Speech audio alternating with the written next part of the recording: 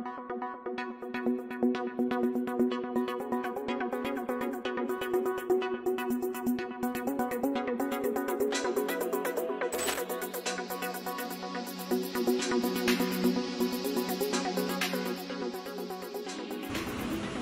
day mga ka-scholar. I am current second class Janita Castillo from Silang Puglao class of 2026.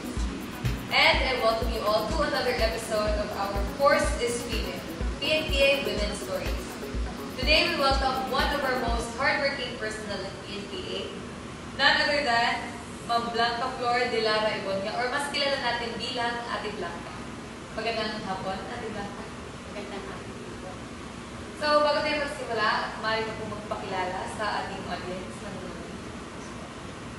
Good po sa inyo lahat. Ako po si Blanca Flor de Lara Ibonia, 51 years old.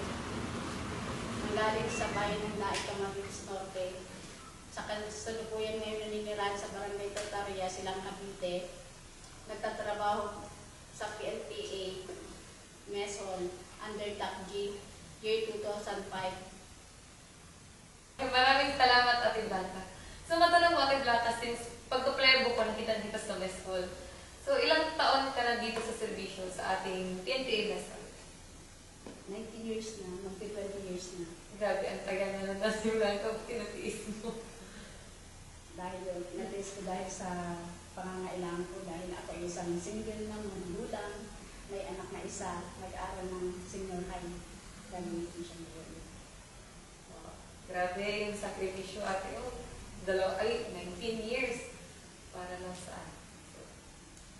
Matanong kita, Ate Blanca. Siyempre, sa PNPA, masasabi natin na it is a very male-dominated na organization. Mas madami yung population ng males kaysa sa females. And then, palagi mo naman siguro nakakasalumuha kami sa mess hall or kaya sa outside, dito sa mga daan, sa labas din. So, meron ka bang na-observe na different treatment sa females at sa males? Or na masasabi mo na parang may special treatment yung females or iba yung treatment ng males? Parang gano'n. Ang masasabi ko, hindi ko talaga maanohan ng ano. Kasi kung ano naman yung sa female, ganun din yung sa mga lalaki. Kasi lalo sa loob ng meso pag nagkakainan, wala naman pinag-iiba. Parehas pa rin ang ano nila. Same. Maraming salamat, Ate Blanca. So, sa tagal mo dito sa mesa, syempre, hindi naman siguro ikaw nagsimula sa kung ano yung naging position mo. Syempre, we all start from scratch sa kung alin yung pinaka-mababa bago tayo umat sa taas. So, can you share a bit of your journey, Ate Blanca, kung paano ka nagsimula at paano ka umabot sa kung asan? Nagsimula ako, pumasok dito 2005 bilang isang counter. Ang ginagawa sa counter, kami yung nag-aanda ng gulay, piniprepare namin, kami nagagayat, kami yung nag-agayat, lahat ng piniprepare namin para i-ano namin, turn over namin sa cook, matutuin nila. Pagkatapos naman ng cook, kami ulit magsasandok ng pagkain as a counter. Binibigay namin ang pagkain sa mga server, sila ang maglalatang din sa loob. Tapos ngayon, Ate, ano nang ginagawa mo sa server? Tapos, nung year na yun, siguro mga 1 year naging server ako. Doon naman ako natutong lahat ng naranasan ko na andun talaga nakikita ko sa kadete na may sign kasi yan. Halimbawa, may hindi sila. Naghingi sila ng toyo, suka, may sign kasi yan, mga kanin, gano'n. May sign silang inaano, sinasabi. Eh, syempre, first time ko, hindi ko talaga alam. Tapos, yung naranasan ko sa kadete na hinihingian nila ako, sabi mong kasamahan ko, niloloko ako. Sabi niya, toyo yan, toyo. Ay, bibigyan naman ako ng toyo, ate, suka. Ang silid lang kasi yung rice, at saka yung, di ba, yung bayan, yung plato, di ba, ganito. Oo, yun.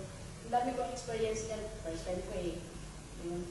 Tapos nung naman maging server na ako, yun nga. Matagal ako naging server. Ano din ako pag may mga occasion na halimbawa sa mga may PPR, nag-BBIP din all. Dahil yung cadets, nag-BBIP din ako, nagsasabi lang ako sa matataas na opisyal, mga bisita. naranasan ko yan. Yun. Tapos, nung maging server na ako, nagulot ako, nasuspende ako sa trabaho kasi nag-inom kami, nakainom kami, pumasok. Oo, totoo yun.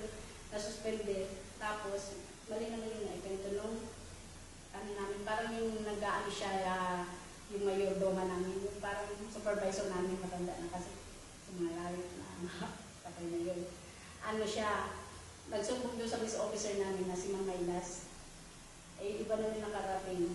Hindi ko inaasahan na nagsabi yung Miss Officer namin na suspended ako, huwag mo na pumasok. Pero hindi galing mismo doon sa Miss Officer namin. Yun sa supervisor namin. Ngayon, nung malaman ng secretary, kasi sinasabi ng secretary, ate, ano nangyari sa iyo? Tinawagan ako. Sabi ko, ma'am, ganito po nagpinto kami. Ay, ate, ganito yung sabi ko, iba yung ganito kayo. Kaya ano, teka ako sa akin ko. Nung anong yun, sinabihan ako, siguro mga 1 week muna pinalipas bago ako tinawagan. Ate, mag-report ka daw kayo mga Maylas. Tapos yun, tinanong nila, tinawag yung supervisor namin. Ate, siya na ay magiging stock room. Sa stock room na po.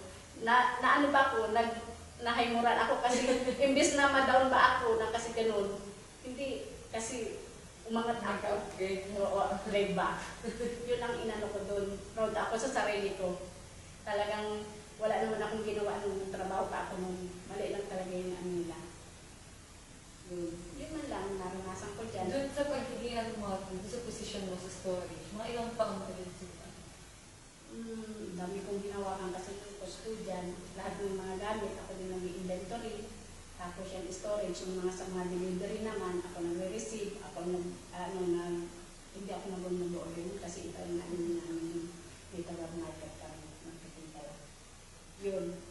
Basta lahat ng pangangailangan ng mga cook, ako naglalabas. Tapos yung mga gamit na kailangan din ng mga server, ako din yung naglalabas at ako din ang inventory yun. Yun ang mga trabaho ko. Tapos pag may VIP, trabaho ko, VIP, custodian, at saka stock room. Sa stock room, yun ang trabaho ko. Halos wala akong day off, wala akong pahinga. Basta pag tinawagan ako, buo ako. Salamat ate sa pag-share mo na yung story. Siyempre sa akin mga observation din, sa labas kasi mga ganyan trabaho usually sa lalaki talaga yung binibigay. At ang amazing lang kasi dito narinig ko na sa'yo and then ang haba-haba ng taon na yun nga, nagservisyo ka bilang sa ganun yung posisyon natin. So yun, masasabi natin talaga na grabe yung patience ng mga babae, lalo na pagdating sa mga trabaho na gusto natin. So sa ating episode din natin, syempre dedicated to sa mga kababaihan na nanonood sa ating interview, and then this is also dedicated to our Women's Month celebration. Ano ang masasabi mo sa ating mga audience na nanonood, especially sa mga kababaihan? Ang masasabi ko, proud ako bilang isang magulang na maitaguyod ko ang aking anak sa trabaho kong kahit ganito lang ang trabaho, pinagmamalaki ko pa rin dahil nabubuhay ko ang sarili ko, nabubuhay ko ang aking pamilya dahil sa trabaho ko. Kahit mahirap, ginagawa ko ang lahat para maitaguyod ko lang ang aking anak.